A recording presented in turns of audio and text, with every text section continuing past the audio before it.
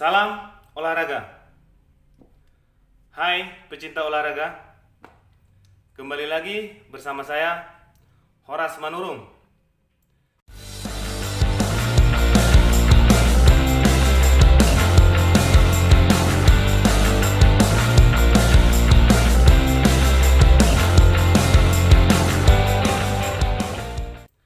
Pada kesempatan kali ini saya akan membagikan bagaimana menjadi seorang pelatih yang baik atau pelatih yang hebat. Menurut pandangan saya, pelatih yang hebat atau pelatih yang baik itu ada 5 yang harus dimiliki. Memang menjadi pelatih yang hebat atau pelatih yang baik itu harus mempunyai banyak faktor, bukan cuma 5 saja.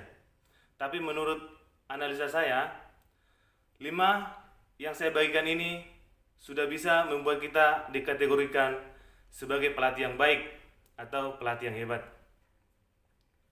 Bagaimana menjadi pelatih yang baik itu? 1. Punya keahlian di bidang kepelatihan. 2. Mampu bekerja sama. 3. Disiplin. 4. Rela berkorban. Dan yang kelima, memahami situasi dan kondisi. Sekarang saya akan menjelaskan kelima poin tadi. Yang pertama, seorang pelatih harus mempunyai keahlian di bidang kepelatihan. Semua orang terbuka atau bisa menjadi seorang pelatih, tetapi tidak banyak orang atau sedikit orang yang bisa menjadi pelatih yang baik. Nah, untuk keahlian di bidang kepelatihan yang saya maksud, diantaranya itu gaya kepemimpinan, memberikan instruksi, mempengaruhi orang lain, pendalaman materi, baik teknik atau strategi, terus pendalaman tentang psikologis atlet, baik saat latihan maupun saat bertanding. Dan bahkan pelatih yang baik itu punya keahlian di bidang administrasi. Yang kedua, mampu bekerja sama. Banyak kegagalan tim yang terjadi akibat kurangnya kerjasama.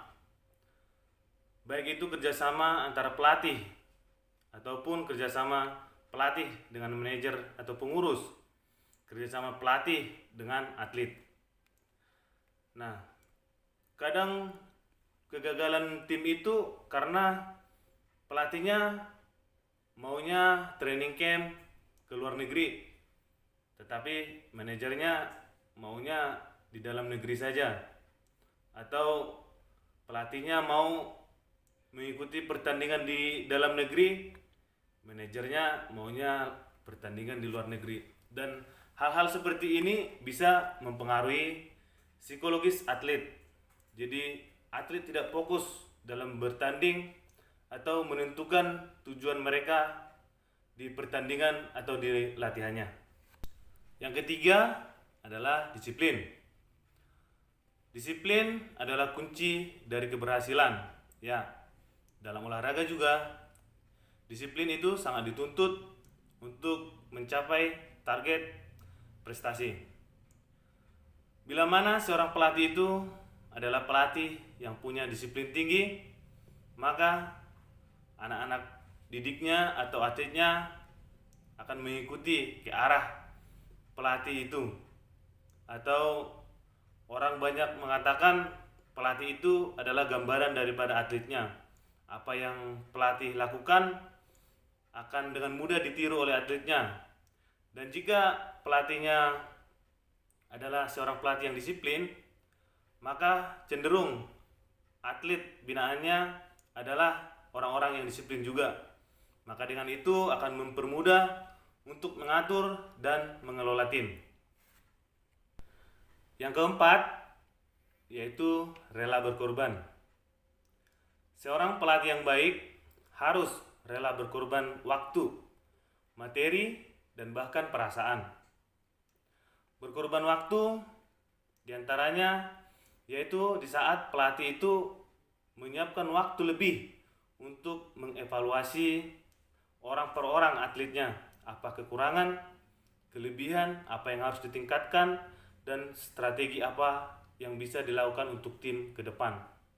Tidak cukup waktu pelatih itu hanya pada saat menyampaikan materi atau bertemu dengan atlet 1 jam 2 jam di lapangan. Tidak cukup. Kita sebagai seorang pelatih harus menyiapkan waktu yang lebih, dan di rela berkorban materi. Sebagai pelatih kita juga harus royal kepada atlet. Ya, jangan terlalu perhitungan.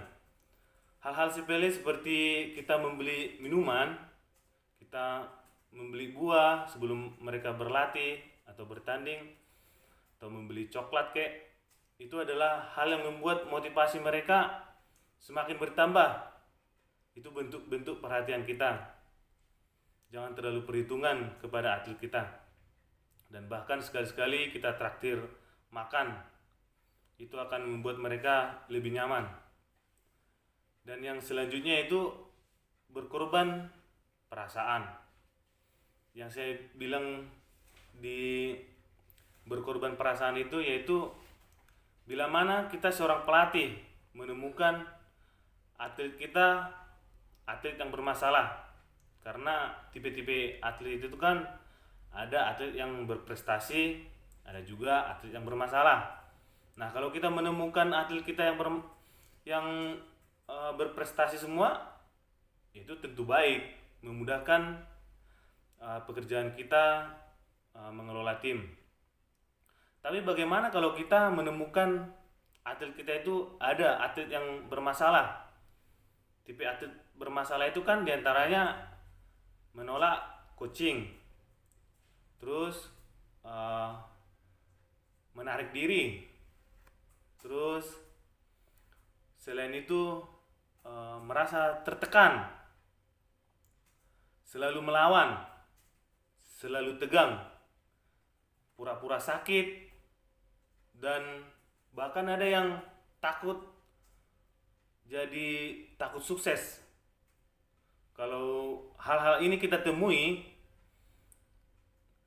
di mana pelatihnya kalau kata zaman sekarang baperan, waduh, bahaya. Itu bisa membuat tim itu tidak solid. Jadi kita harus bisa menyesuaikan diri atau memahami atlet-atlet kita secara psikologis, dan kita lebih dekat dengan atlet, jangan langsung terbawa perasaan.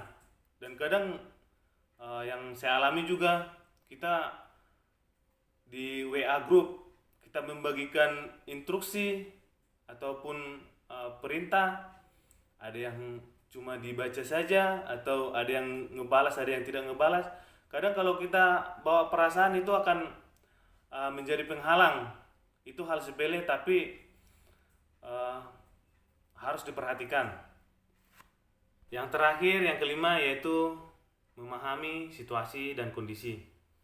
Pelatih yang baik itu harus dengan sigap menghadapi situasi kondisi yang berubah-ubah. Terkadang kita sudah menyiapkan atlet kita untuk bertanding bulan depan, ternyata diundur atau bahkan dibatalkan. Bagaimana kita menyikapi hal itu? Atlet kita mungkin akan merasa kecewa atau merasa tidak bersemangat. Tapi kalau kita udah sigap, kemungkinan atlet kita kecewa atau kita akan lebih mempermudah pengertian kepada pelatih kita bahwa pertandingan itu diundur atas hal karena ini dan itu, dan tugas mereka akan lebih ringan. Selanjutnya mungkin ada atlet yang sudah kita persiapkan, ternyata dia cedera menjelang pertandingan. Bagaimana kesigapan kita sebagai seorang pelatih dituntut. Jangan kita malah membiarkan atlet kita atau bahkan memaksakan mengikuti program latihan dengan atlet yang tidak cedera. Jadi kondisi-kondisi seperti itu harus ditanggapi dengan baik oleh pelatihnya. Kalau bisa pelatihnya menyaring, baru memberikan informasi yang lebih baik atau bisa diterima oleh atletnya.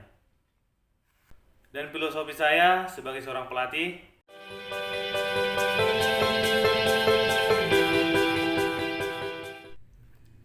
Demikian penjelasan saya bagaimana menjadi pelatih yang baik. Dan untuk memotivasi atlet, biasanya saya memberikan kata-kata motivasi seperti